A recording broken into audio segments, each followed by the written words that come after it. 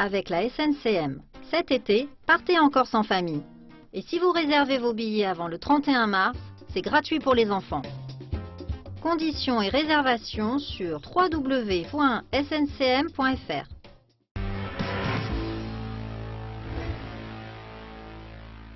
Mais ça m'amène quand même à un sujet où on devrait là tomber d'accord, et vous et moi. C'est le football. Ouais. Bon, vous êtes un amoureux du football, en tant que dirigeant, en tant que père de joueurs, en tant qu'ancien supporter. Toujours là, supporter. Toujours supporter. On supporte plus qu'on est. Le mot a pris une autre signification en ce moment. On supporte. Et je me dis, c'est très rare finalement de comprendre comment la France peut se construire avec des gens très différents, d'origines différentes, de couleurs différentes, lorsqu'on aime le sport, parce que la vertu du sport, justement, c'est de gommer les différences. Et la deuxième vertu du sport, reconnaissez, c'est que c'est le seul domaine des activités humaines où le plus fort est reconnu comme tel par les moins forts. Dans tous les domaines, l'avocat, l'homme politique, le comptable, le prof, on a toujours tendance à se surestimer et à dire ouais, enfin je conteste cette hiérarchie. En sport, non. Le premier ou le plus grand joueur, tous les autres joueurs disent chapeau, c'est le plus grand. Bon appétit, monsieur. Et donc, est-ce que cette présence de la la multi-origine. La diversité. Oui, non, mais c'est même pas la diversité, parce que moi, la diversité, ça veut dire des gens qui sont très très différents. On peut classer des différences d'une autre manière. Donc, cette équipe de France, bleu, blanc, beurre, allez, allons-y comme ça a été dit. Vous adhériez à ça ou non? Moi, j'aurais aimé que cette équipe-là adhère à une France fière de ses couleurs. Or, ce que j'ai entendu, et ce que l'on entend de plus en plus dans cette équipe-là, ce sont des discours de repli communautaire. Que ce soit M. Benzema, qui avait déclaré il y a quelques années que pour le foot, il était français, mais que pour le cœur, il était algérien. Donc, avec des discours comme cela, moi j'ai du mal à accepter cette image que l'on veut nous imposer d'une équipe de France unie, black blanc beurre, le lendemain de la victoire de l'équipe de France en 98, la Coupe du Monde. On a encensé, ça a été l'image qu'on a voulu imposer à tous, cette France multiculturelle, multicolore qui gagne. Bon, un mois après, dans le pays réel, pas dans le pays du fric de l'équipe de France de football professionnel, mais dans le pays réel, dans les clubs de quartier, eh bien, en région parisienne, on a arrêté les championnats parce qu'il y avait de telles violences qu'on n'arrivait plus à contenir le phénomène. Moi, je m'en tiens à la réalité. Je ne suis pas dans l'image d'Épinal, dans le monde des bisounours. Vous voyez comme cette équipe de France est merveilleuse. Il y a des revendications communautaristes dans cette équipe de France de football. On la gomme, on l'oublie, on n'en parle pas, pour essayer de nous vendre, voilà, ce qu'on nous présente aujourd'hui, cette équipe-là. Moi, ce qui m'intéresse dans le foot, beaucoup plus désormais, c'est ce qui m'a intéressé pendant des années, ce qui m'intéresse encore, mais je n'ai plus le temps, c'est le foot amateur, c'est les gamins. Je m'en suis occupé, moi, dans les cités, pendant un septennat. Je n'ai pas fait ça un an pour avoir un alibi plus tard, au cas où je me retrouve invité comme ce soir. Les gamins, des cités ou pas, je m'en suis occupé. Et c'est vrai que j'ai vu que le sport pouvait avoir certaines valeurs. Les valeurs de l'effort, les valeurs de travail. Ces gamins-là, il y en avait de toutes les couleurs aussi. De toutes les couleurs, oui. Ils se comportaient très bien. Absolument. En équipe de France. Absolument. Pourquoi? En équipe de France, moi j'en ai eu un peu. À Marseille, à l'OM, j'en ai eu plein. J'ai jamais eu ce problème. Lorsque Chris Waddle la met au fond contre l'AC Milan. Oui. Le stade. Deuxième mi-temps, match retour. Le stade entier chante la Marseillaise. La Marseillaise est interdite aujourd'hui au stade Vélodrome. Le drapeau tricolore n'a plus sa place au stade Vélodrome. Ce n'est plus le même stade Vélodrome, M. Tapi, aujourd'hui. Ce n'est plus les mêmes supporters. Aujourd'hui, la politique a gangréné le stade. Et dans les gradins, on n'entend plus la Marseillaise parce qu'elle y est proscrite. Voilà. Et alors c'est pour ça que je m'intéresse, moi, aux jeunes. C'est vrai que les enfants, les gamins, les ados, que j'ai pu diriger, je suis porteur de gourde, je remplis la feuille de match, je n'avais pas les capacités pour être entraîneur. Et j'ai vu que ces gamins, on pouvait en faire quelque chose s'ils étaient orientés, je dirais, s'ils étaient tenus, si on leur rappelait les règles. C'est-à-dire là, tu es là pour jouer au foot, pour apprendre le foot. Tu écoutes l'entraîneur, c'est lui le patron, c'est pas toi le patron. Donc tu vas arriver à l'heure, Tu ne vas pas t'amuser, tu vas travailler le foot. Tu vas respecter l'arbitre, l'autorité. Tu vas respecter aussi ton adversaire. Tu vas être fier de tes couleurs. Le club dans lequel je me suis investi, c'est la SMJ Blancarde. Oui, et ses couleurs, maillot bleu, short blanc, chaussettes rouges. C'est pas moi qui les ai choisis. Un hasard, hein. Un hasard. Eh bien, j'ai vu des gamins de tous les quartiers se battre pour leurs couleurs, respecter les règles, parce qu'il y avait un encadrement qui les forçait, qui les poussait à les respecter, et qui leur demandait d'être fiers de porter ces couleurs. Et dans le monde, et plus tard, malheureusement, quand ils retournaient dans leur cité, eh bien, il n'y avait plus de règles, il n'y avait plus d'encadrement, et ils étaient livrés à eux-mêmes. Voilà, c'est ça le problème. Si vous me le permettez, je voudrais faire passer un message. Le président du club de la SMJ Blancarde m'a appelé il y a quelques jours pour me faire savoir qu'il était victime d'une sorte de cabale. Parce qu'on a appris, les autres clubs ont appris, qu'il avait accepté dans son club pendant 7 ans. Et on lui reproche aujourd'hui d'avoir été le président d'un club qui a accueilli un facho. Voilà. Alors je voudrais faire savoir à ces petits soviets qu'il n'y a jamais eu aucun problème quand j'ai été dirigeant de ce club de foot, ni avec les enfants, ni avec les parents, ni avec l'encadrement, parce qu'ils lui font un procès stalinien. Voilà. Et, à partir du moment où Stéphane Ravier était dans ce club, le club est un club de fachos, je ne le suis déjà pas moi. Il n'y a aucune raison que ce club soit victime d'une cabale qui est faite par certains. Alors voilà, je voudrais qu'on laisse ce club travailler, c'est un club formidable qui accueille tous les gamins et il mérite qu'on le soutienne. Je comprends, mais je vais vous dire ce que je pense. Beaucoup de gens font des caricatures dans tous les sens. Hein, et pour faire une caricature, on prend un cas, 2 cas, 3 cas isolés, on en fait une généralité pour défendre l'idée qu'on veut imposer aux autres. Et ce que je trouve dans cette démarche, celle que vous défendez aujourd'hui, que vous nous expliquez, c'est ridicule, malsain, malhonnête pour les gens qui maltraitent quelqu'un qui vous aurait accepté dans ce club. Et c'est aussi stupide que de dire que ceux qui ont agi de cette manière-là sont des soviets. Dites que ce sont des cons, ça vous avez peut-être le droit. Mais les caractérisez pas. J'essaie de rester poli. Mais non, mais c'est même pas, c'est pas poli. C'est simplement, ça donne une identité à un clan. Moi, je vais vous dire, pour les avoir connus de près, les footballeurs dont vous parlez, ceux qui viennent les black bombers, hein, il y en a qui n'aiment pas chanter la Marseillaise. Je vais vous faire un aveu, je fais partie de ceux-là. J'adore mon drapeau, j'adore mon pays, j'aime pas ce chant. Voilà. Moi, excusez-moi. C'est un chant révolutionnaire. Oui, ben moi, le sang qui abreuve les sillons, moi, ça me fait gerber. Voilà. Donc, quand j'étais ministre, j'étais un peu dans la merde, parce que souvent, je me retrouvais et je chantais. Mais je chantais comme ça. Ouais. Voilà. Bon. Il faut assumer l'histoire de France, c'est notre histoire. Non mais attendez, moi j'assume pas toutes les conneries qui ont été faites. Moi il y a des trucs que j'assume, dont je suis fier, d'autres dont je suis moins. Et je le dis de la même manière à mes enfants, où je me dis moi-même quand je regarde dans la glace. Je suis pas monolithique. Bref, je finis, je parle plus de moi. C'est juste pour vous dire, c'est cliché contre cliché, caricature contre caricature. Là on n'y arrive jamais quand on commence à se lancer comme ça. Donc, les footballeurs, d'une manière générale, sont formidablement fiers, quelle que soit leur origine, de porter leur maillot. Ils le portent et ils oublient, croyez-moi. Ils ont une responsabilité supplémentaire. Ce n'est pas simplement un maillot qu'ils portent. Mais ils le font. C'est le maillot d'une nation. Et ils le font. Je me fais leur porte-parole là pour les connaître bien, à part 2-3 cons qui, entre parenthèses, sont plus sélectionnés. Par conséquent... Il y a encore des cons sélectionnés quand même. Oh là, on n'est pas forcé de se rappeler tous. Donc, reconnaissez en tout cas que le sport vous a ouvert un peu à ceux qui, d'habitude, auraient été classés un peu comme ça. Vous avez dit tout à l'heure, la France n'est pas raciste. Est-ce que c'est votre opinion aujourd'hui? Si la France avait été un pays raciste, comment aurait-elle pu accepter 10 à 15 millions d'étrangers qui sont entrés sur son sol en 20, 25 ans, allez, 30 ans maximum? Je suis même persuadé que c'est le pays le plus tolérant du monde, le plus ouvert du monde.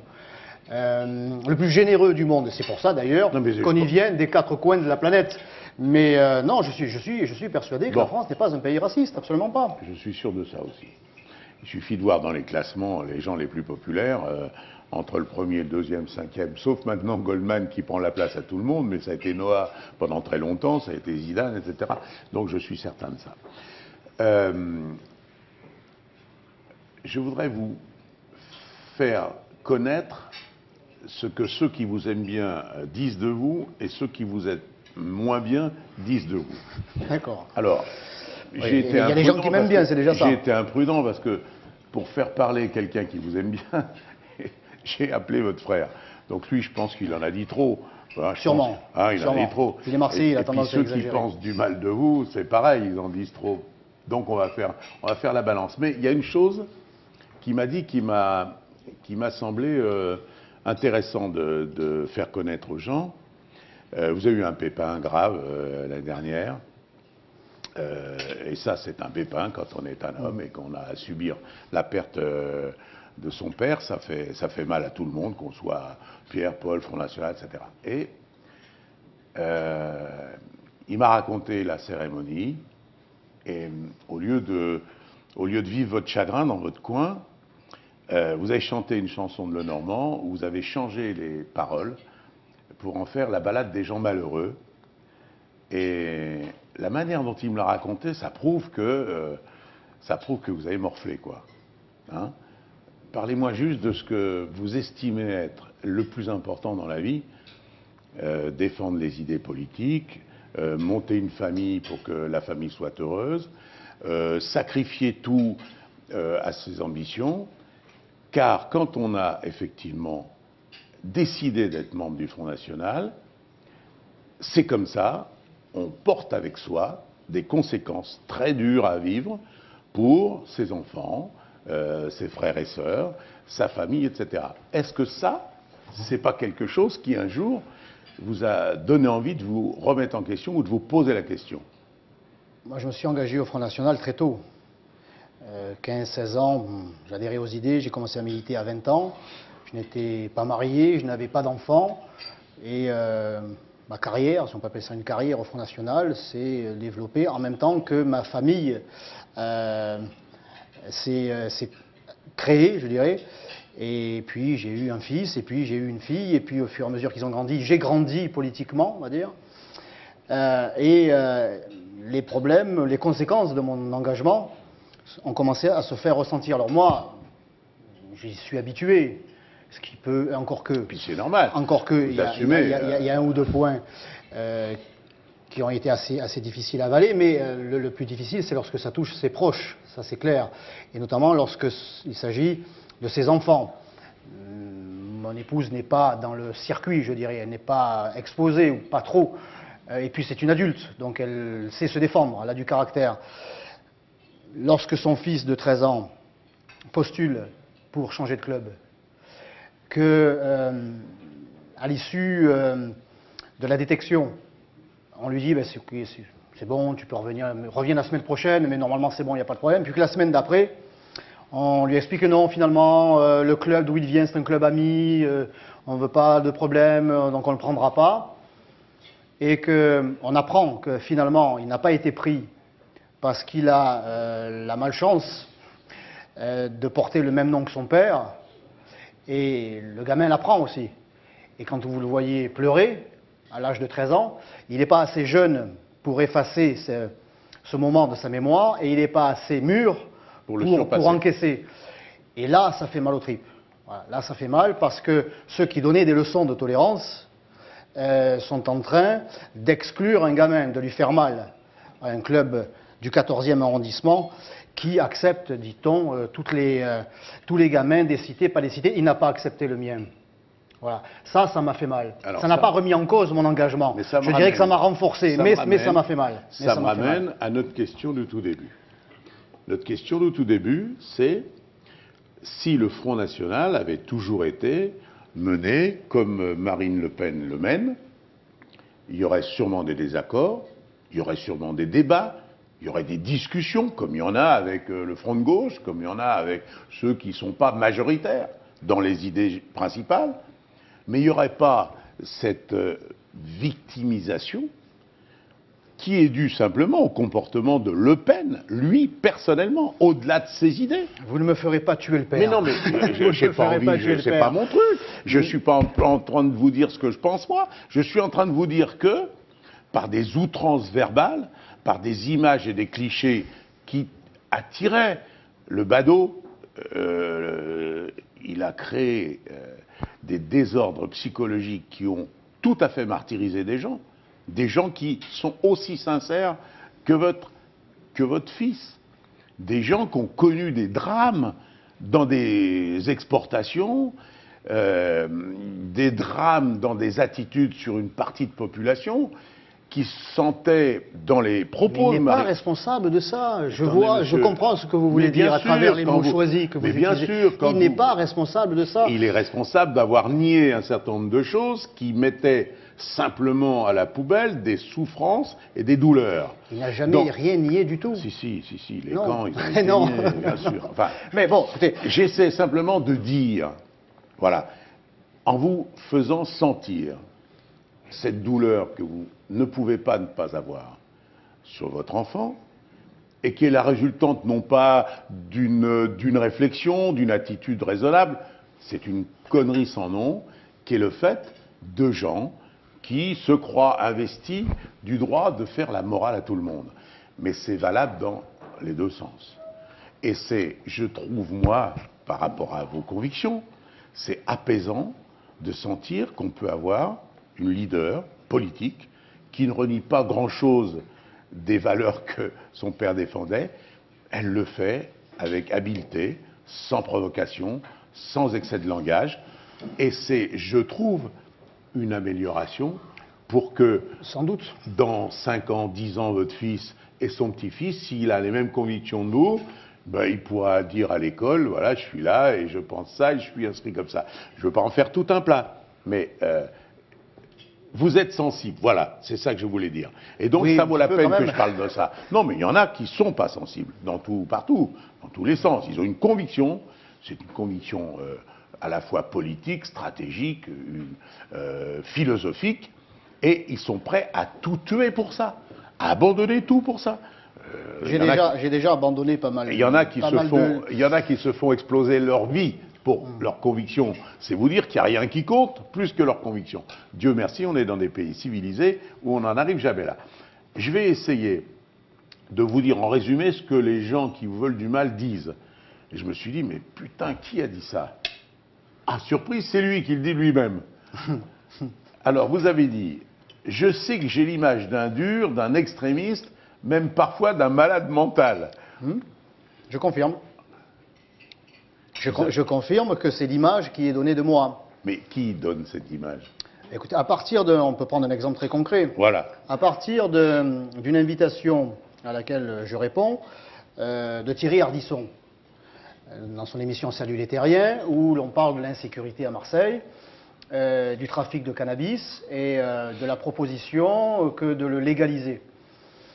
Alors, vous connaissez sans doute le ton de l'émission, c'est un petit peu, ça tourne à la dérision. Et l'émission est enregistrée. Je fais savoir qu'à Marseille, il n'y a pas de viol à Marseille. Je me tourne vers le public. Mesdames, je vous invite à venir vous installer à Marseille. Les femmes ne sont pas violées. En tout cas, ce n'est jamais rapporté dans la presse. Ce ne sont même plus des faits divers. Ce sont des faits occultés. Et je prends un ton grave pour le dire. Je dénonce le fait. Comme je l'avais fait plusieurs mois avant sous les fenêtres du préfet au mois d'août, parce que nous avions organisé un rassemblement pour dénoncer cette insécurité qui virait à la barbarie, et qui était, je dirais, négligée par la presse. Un événement en chasse un autre, une avocate qui est égorgée dans son bureau place de la préfecture, qui s'en souvient? Un chauffeur de car qui a été tué à Mazargues pour sa sacoche il y a quelques mois, qui s'en souvient? Un événement dramatique en chasse un autre, c'est la banalisation de l'inacceptable, dont le viol que je dénonce. Ardisson me dit, mais moi je fume un joint, mais je viole personne. Je dis, mais vous n'écoutez pas les professionnels de santé qui tirent la sonnette d'alarme sur la surconsommation du cannabis chez les jeunes et qui entraîne des conséquences extrêmement graves, comme le viol. Et je lui dis, ben alors on n'a qu'à légaliser le viol aussi pendant que vous y êtes. Puisqu'après tout, le viol, je réponds à la dérision par la dérision. Ce que je dis avant est coupé au montage. Ce que je dis après est coupé. Et le lendemain, dans un quotidien marseillais très connu, il y a une rubrique, la phrase du jour. Et de ce que j'ai dit, on en retire encore, ou on en retient qu'un bout de phrase.